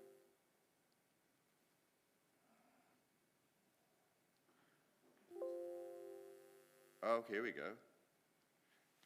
All right.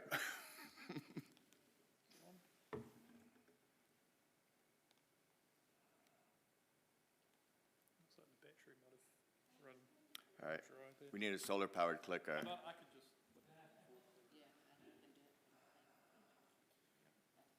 Oh, cool. Thanks. So here's the overview.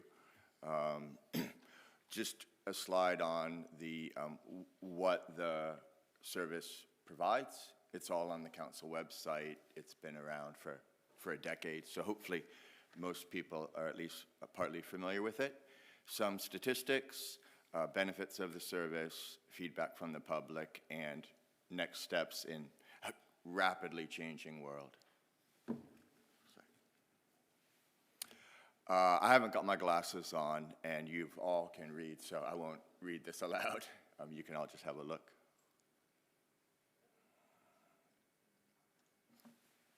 I mean, at least give them a chance to read it. Yeah.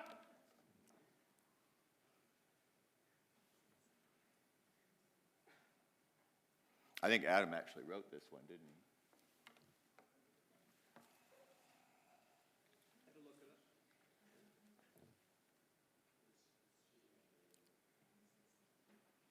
Cool. So I'll speak to this slide, but I won't read it. And these are the three spaces where I spend most of my time.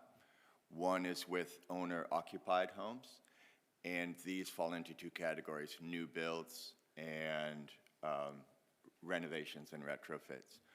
By far, the vast majority of my time is spent with renovations and retrofits. People will ring me, we'll set up an appointment. Alicia, for example, that was ages ago, about 7 years ago, and go out and literally do a house call, spend usually around 90 minutes, looking at everything from moisture management, insulation, glazing, heating, cooling, everything. I do very few consultations on new builds, which is a huge disappointment because the New Zealand Building Code is generally recognized to be 20 years behind Europe, and for the same climate zones as the UK, our insulation levels are literally half of what are required there. IMBY is in the process of upping the building code, which will be welcomed, but it's long overdue. But still, the nature of the housing crisis at the moment and the increasing costs, it's really difficult for people in the short run to spend a little bit more to build high-performance homes where they will reap the benefits of comfort, health, energy savings over decades when they're looking at that initial build cost. It is literally the perfect storm working against high-performance homes. And I think we can all recognize that the way the housing market is just spiraling. With rental properties, I work a lot with tenants and landlords, with social workers, with the Manawatu Tenants Union, and with the Housing Advice Center. I love that part of the job because I can just go in as a third party, just make observations, give best practice advice to both landlords and to tenants. And, you know, it's a team effort. Healthy rental housing has got to be the landlords and the tenants working together. And I can be the one to say, okay, this is how we can do it. And I've presented to the Manawatu Property Investors Association, and then the next day I think I had 5 landlords ring me to make bookings to go and do an assessment of their rental property. And then other things I do, gosh, you know, in the summertime, no one rings me because they have a cold, damp, moldy home. So December, January, February are really slow months. So I'll do a composting workshop, a gardening workshop, fruit tree pruning, Weta hotels, making, you know, Weta hotels, doing lots of workshops for children. These don't fall within my job description, but in the summertime when I haven't, my phone is silent, I'm not just going to sit in my office and wait for the phone to ring. Just go out and make other things happen, which fall within the umbrella of sustainability, but not specifically under housing, which is, you know, my job description. Cool, thanks. So yeah, traditionally, an eco-design advisor nationwide would have 300 contacts per year. And that could be a consultation in home, in council, looking at building plans, a presentation, or phone calls. This is pretty consistent everywhere, South Island, North Island, big centers, small centers. You can see the sort of a little bit of pre-COVID, post-COVID numbers there have definitely changed, but there's also other things happening in terms of the housing market as well. So we can't tack it all on just one factor. I do quarterly non-financial reporting to my manager. So all of this data exists somewhere in the council data banks. So it could be found by someone who's more technology savvy than I am. I report to my manager, he sends it on, and after that, it gets filed. So it's all available. Cool. Right, so again, thanks to my wife. She's amazing with graphic design. She's totally self-taught. She made this for our nationwide network a couple years ago. And Auckland Council has funded research on the service nationwide. These numbers are pretty consistent year to year to year to year, representing hundreds of consultations from lots of different centers and lots of different eco-design advisors. I will say my numbers are higher than these. We got to see the raw data, and my numbers were always higher than my colleagues around the country. We all do a great job, but that just was the raw data. And here, these are feedback forms that I hand out to clients, and they fill them out and return them. It's a Likert scale 1 to 5, and it's hard to find anything that comes back that's not a 5. I have to go back like 30 or 40 papers. So I just wrote 99% because essentially that's the feedback that I get. Some people write in 6 out of 5. They cross out the 5 and they'll write a 6. But me, I really feel the qualitative data is richer than the quantitative data. So you can see the quotes that people use, especially I like the one about the ratepayer, you know, happy that the service is available. Probably costs each ratepayer about 10 cents, you know, a year. But those people who take advantage of the service, gosh, you know, they could not only save thousands of dollars, but also the quality of life, health and comfort, keeping children out of the hospital, keeping children in school, you know, not having as many sick days. Yeah, so we've got this perfect storm of COVID, carbon, and housing crisis, right? And it's hard to know where we're going, but central government is working really hard, and things are trickling down. Like Natasha said, things are trickling down to us. We really do need leadership on the central government front. But then again, we've got technology, and we can leverage technology to do more remote consultations.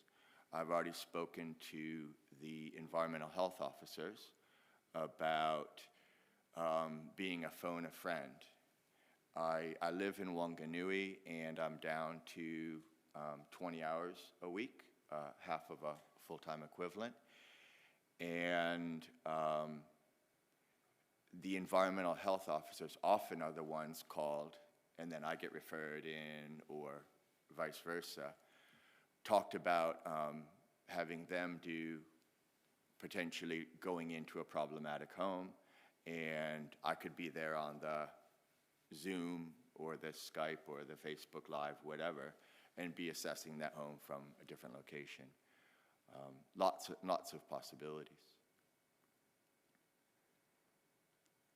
I think that's all.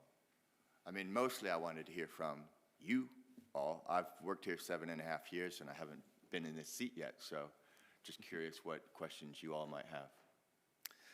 Thank you, Nelson, for that presentation and overview. We do have a number of questions, so it looks like your wish will be granted.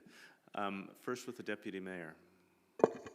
Thank you, Mr. Chair. Thank you, Nelson, for your presentation, and thank you to Danny for those slides. I've got 2 questions. The first is, you just, in your final comments, you mentioned that you work part-time in this role. And so are your statistics based on you doing 20 hours a week? Sorry, I've only gone part-time in the last maybe 6 months. Okay. So it was ever since, well, lots of things, right? We've had a crazy last 1.5 years. We also have a foster son who we've had for 2 years, and he's only 3 years old right now. So the combination of COVID, our foster son, and to be quite frank, all of the EDAs nationwide have experienced a slowdown in consultations. And my manager will attest to this.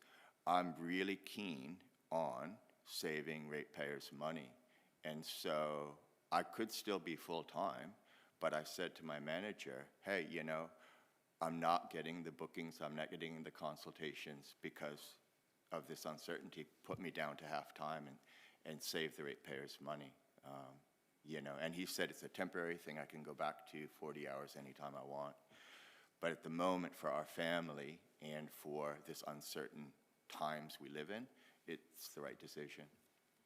Thank you. I guess I was trying to understand the demand, if the demand is able to be met, or whether, but it sounds like it's been managed. Yeah, it's fine. the perfect storm in the other direction, yep, where everything is aligned, where I can do my full, and this is what my manager told me, you know, you need to fulfill your commitments, and because of things that's happened, yeah, I've been able to do it, no problem at all. Yeah, thanks. That's great. My second question was, have you, I guess, over the past 7 years, at any time been able to assess the council's housing stock and how that fits into what you're trying to achieve with our community? Yeah, I think in terms of council housing, social housing, my #1 recommendation has been we really need to get bathroom extraction in as soon as possible, because a lot of those homes have got concrete floors and aluminium single glazing. What means is the house doesn't breathe. If you've got a raised timber floor and timber windows, you have a drafty home. But if you've got a concrete floor and aluminium glazing, you're sort of living in a Ziploc bag. And without bathroom extraction, we're essentially asking low-income people to open their windows in the middle of winter. And, oh, sorry, there's a hand over there. Oh, sorry. So that, you know, that sort of, right, that we, you know, I see that as the pressing need in terms of the council housing stock, yeah. Okay, and so then just a follow-up is with our opportunities we've had for new builds, obviously particularly that's been Papaioia housing, but we do have money for future builds aside. Have you been involved in any of the process around the design to ensure that, as you said, getting it right from the beginning, and not just working to minimum standards of the building code, but aiming to provide better quality? Have you been involved in any of those conversations? No, I haven't. Okay, that may be an opportunity in future. Yeah, I think so. Yeah, absolutely. Thank you, Mr. Chair. See if the Chief Infrastructure Officer has a Chair, contribution here as well. Just to say that on the back of Nelson's advice, we do have a programme to put the the new rules for extractors for bathroom extractors have made them a lot stronger. So we've got a programme to upgrade the extractors in all of our social housing. Thank you. Councillor Batt. Thank you, Mr. Chair, and thank you, Nelson, for your presentation. I have a few questions. I can see that you have been promoting these services through national television as well. I totally missed that program or programs. Can you mention that, because I'm sure many of us would like to share that program on our Facebook. Yeah, it's difficult to, once these things have been archived on the internet through different media companies, sometimes it's really hard to track down the archives. I can tell you, the breakfast show, I've probably been on there 6 times, talking to them about healthy housing. The most famous one was The Project, talking about how to keep your house cool with, is his name Jesse Mulligan, the comedian? That was quite amazing. They rang me at 10 o'clock in the morning, and I was in a consultation with a landlord and a tenant, like, yelling at each other.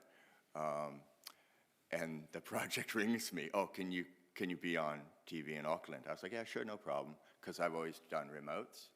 And they're like, no, we want to fly you to Auckland today. And I was like, no, I can't do it, because I live on a farm, and I was at 6 a.m., I was out grubbing gorse. And I was like, I'm really, really tired.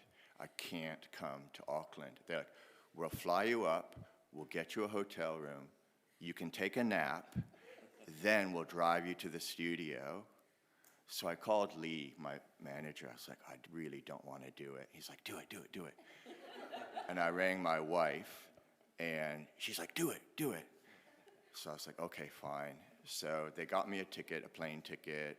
I flew up to Auckland, and I went there, and I was in the green room, and this dude walks in, really cool, like surfer dude. And I was like, who's this guy? And he was super nice. We're drinking beers in the green room. Everything was great.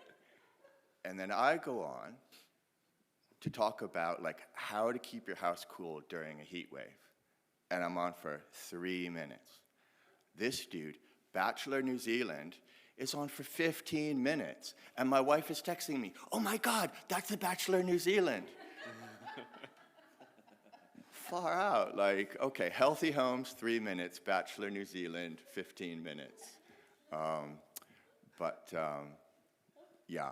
Thank you, Nelson. Might see if Councillor Butt has another question. Yeah, I've got my answer, thank you. The second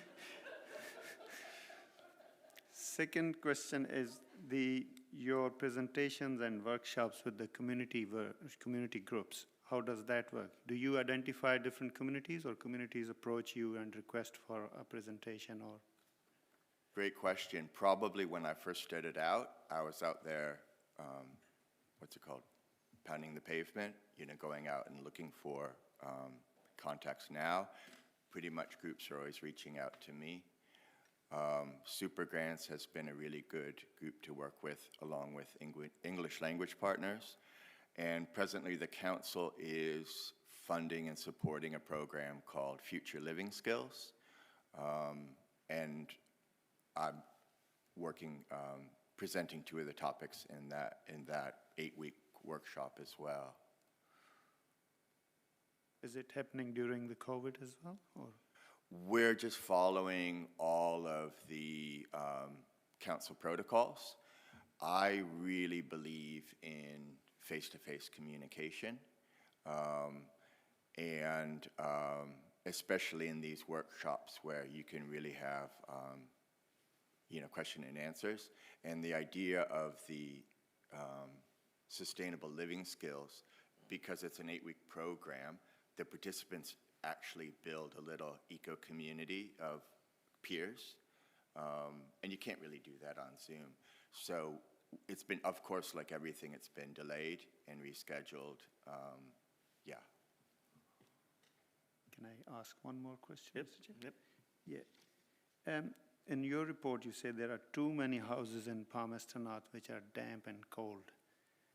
Is it based on a survey? Do you have a data that how many or percentage or? Oh, well, there's national data. Brands, the Building Research Association of New Zealand, they put out a housing condition survey once every couple of years. There's also Ministry of Health information. Victoria University of Wellington, they've got a whole unit on health and housing. So these statistics are out there.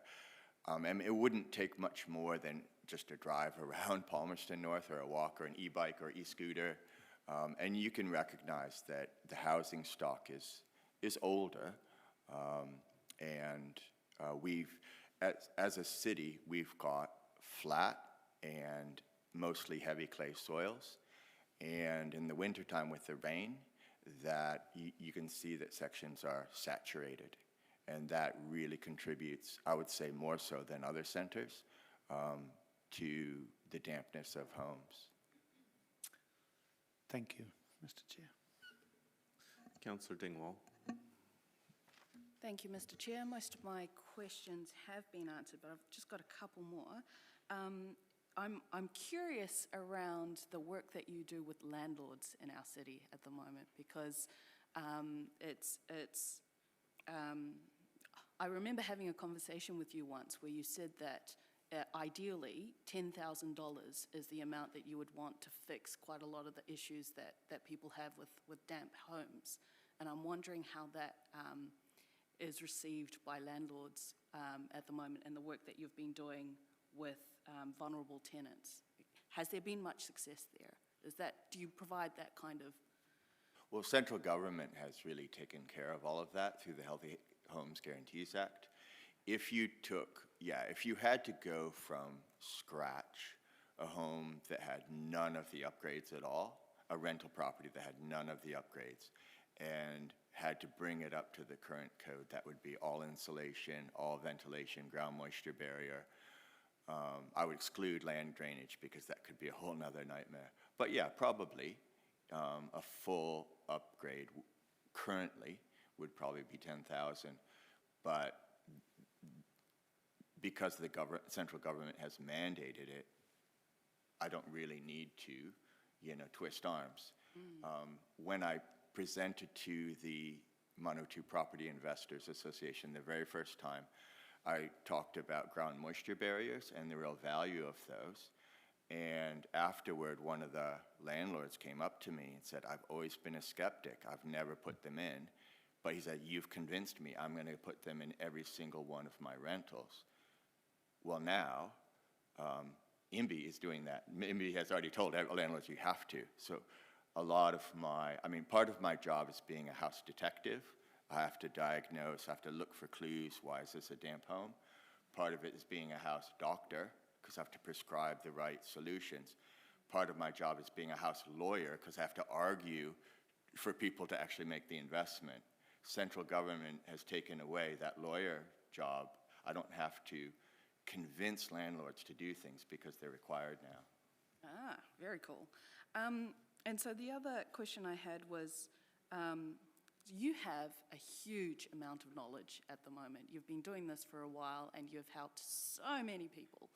Do you have any part of your job that is kind of mentoring other people to be like you? I know you do the one-on-one things with people and you are doing a bit with community groups, but are you in the position to actually mentor other people to be eco-advisors everywhere, basically? What I see is the same patterns coming up and over again. So with the basis of understanding how science works, you know, if you understand physics, entropy, dew point, and energy flow, and you look at a house as a system rather than just, you know, turn things on and turn things off. You know, I think I might have been dropped on my head as a child because I tend to see things backward, but it really helps me understand homes. And then the other thing I can do is explain those to people in real simple terms and, you know, tell stories and everything. But yeah, I would love, there are opportunities, but mostly I'm doing that now through writing. I just wrote an article for brands for the Build magazine, which is the October-November issue, about my own house retrofit, which is exactly the same steps that I would be recommending. And then also the same article appears in this month's issue of New Zealand Lifestyle Block, only with lots more glossy photographs than in the Build magazine. So that's the way I'm disseminating the information now. I have been contacted by IMBY about training trainers for the Ready to Rent program, but that's all been sort of tossed in the air because of COVID. Fair enough. Okay, thank you. The Mayor. Thanks, Mr. Chair. Thanks, Nelson. Good to see you again. You said you were having trouble getting into the with the new builds. So, have you had any conversations with Kaingaora or any of the big group, you know, the home builders?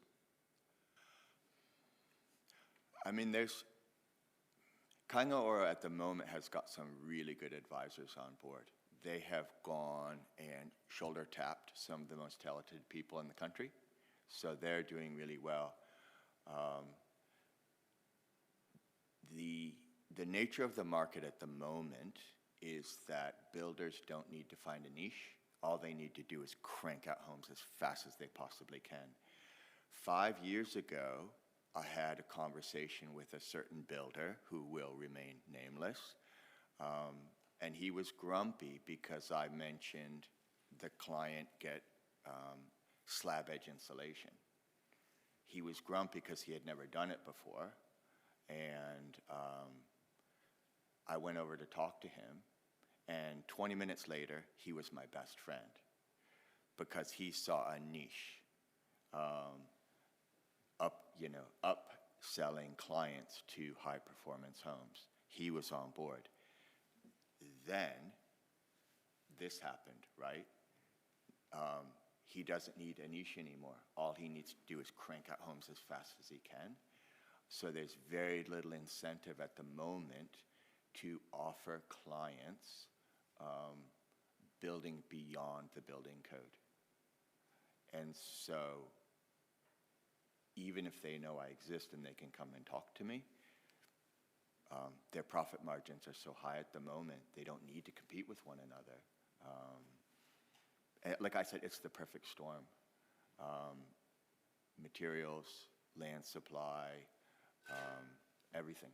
We have a housing group, which officers and council and others are involved in. Would you be keen to come and talk to us? Because there is an opportunity perhaps to get in front of, I'm talking about your GJ Gardeners, you know, your Landmarks, your big building companies. Yeah, absolutely. I remember having a talk with GJ about 5 or 6 years ago as well. Not the one I was just talking about, but yeah, they had a sustainability guy and he contacted me and we went and had a chat. But yeah, absolutely, more than happy. Thank you. Mr. Tarangi. Oh, thank you, Mr. Chair. Nelson, tremendous. I never knew such a service existed, and I'm just wondering, do we attach a flyer about your service to building consents that are issued? Well, once the building consent is issued, it's too late. Really, people thinking about building, they need to come even before they go talk to an architect or a builder. Oftentimes people come to me with their plans, and already I'm going to say, nah, and then they take it back to the architect. Cha-ching, cha-ching, cha-ching. You know, every change I suggest is going to cost them money because it's got to be, better to change it on the plans than when it's already built, right? But oftentimes, when I get my feedback forms, the last question, what would you do to improve the service? It says, promote it more. Yeah. But I often say, okay, we've got all of the internet, all of television, all of radio, all of print media, all of social media. And here's little old me waving my hand. Hey, look, I could come to your house for free and give you advice. I mean, I think the comms team would tell you, right? It's really, really, really hard to work with to get people's attention. On the rates notice, there has been an announcement that goes out with the rates notices, but those are mostly for retrofits and renovations. It's the rates notice that goes out in the middle of winter, and then I suddenly get a whole bunch of phone calls when people are reading, those people that read the little flyers there. But it's difficult. Yeah, it's absolutely difficult to get people's attention. Now that I've been here long enough, a lot of my, almost all my consultations now come from word of mouth.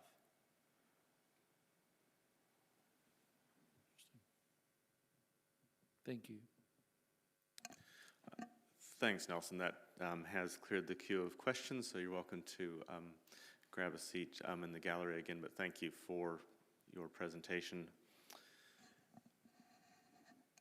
Moves us to the recommendation here. I am mindful of the time of morning that it is, but I think we'll see if we can work through the balance of the meeting and see how we go in terms of comments regards that. So the recommendation in front of us is that the committee resolves that the report titled Update on the Eco-Design Advisor Service be received for information, which I'll look to move, and seconded by Councillor Butt.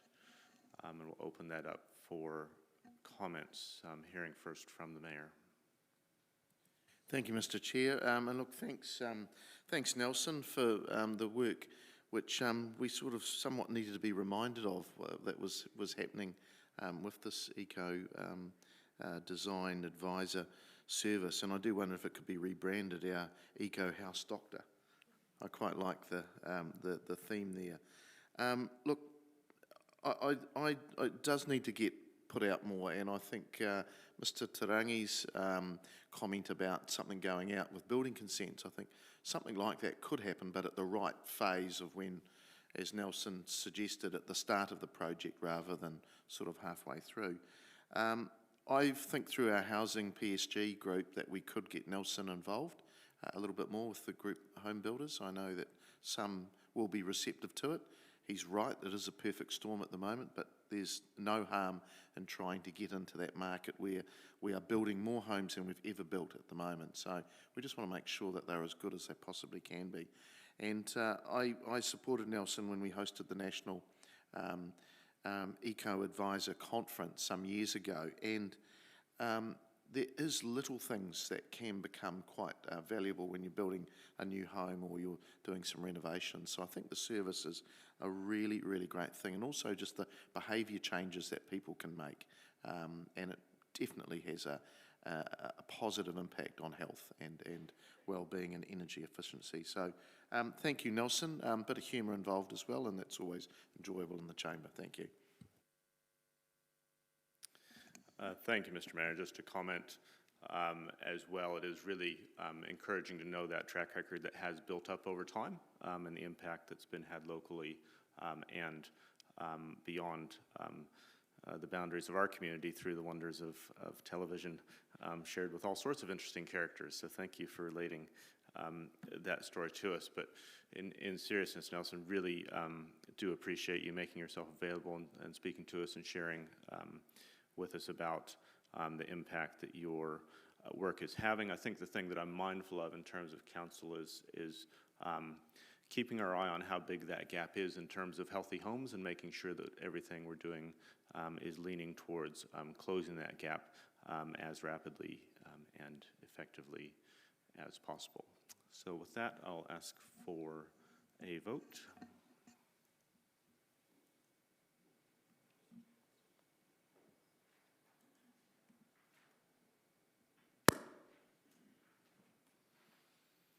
And that is passed unanimously, 15 votes for and none against, which moves us to the final item on the agenda, which is the work schedule, item 10, page 23, and we'll ask Chief Planning Officer David Murphy to comment. Thank you, Mr. Chair. Just a couple of comments. First one is a slight delay to the Environmental Sustainability Report, and that's due to resourcing, so we expect that to be coming to the March meeting next year. And while not on the work schedule, you know, I'm conscious of the low carbon roadmap, and we had a workshop on that a month or two back, so work is occurring in that, and again, that will be coming to the committee early next year. So as we sort of said in the workshop, you know, it's been a bit of a changing playing field with government legislation and direction in that space. So. Thank you, David. So the recommendation in front of us is that the committee resolve that the Environmental Sustainability Committee receive its work schedule dated November 2021, which I'll look to move, and seconded by Councillor Butt. We'll open for any comments. The Mayor. Thank you, Mr. Chair. Yeah, thanks, David, for your comments around that environmental sustainability report. I just urge the officers that it is really important, and it is now that we've got the regional climate change climate action committee. It's really valuable, and we've just experienced something in that last report, which you know, hasn't made its way into that wider environmental sustainability report, but it does capture all those great things that we do, and it needs to be done. So I urge the officers to try and keep to that deadline if they can. Thank you. Thank you, Mr. Mayor. There's no further comments in the queue, so I'll ask for a vote.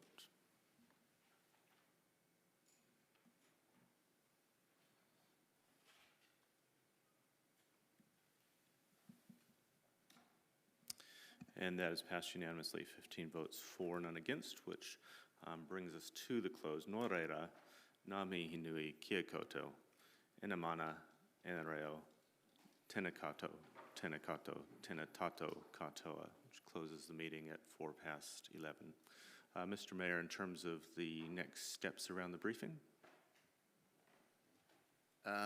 We'll have a break.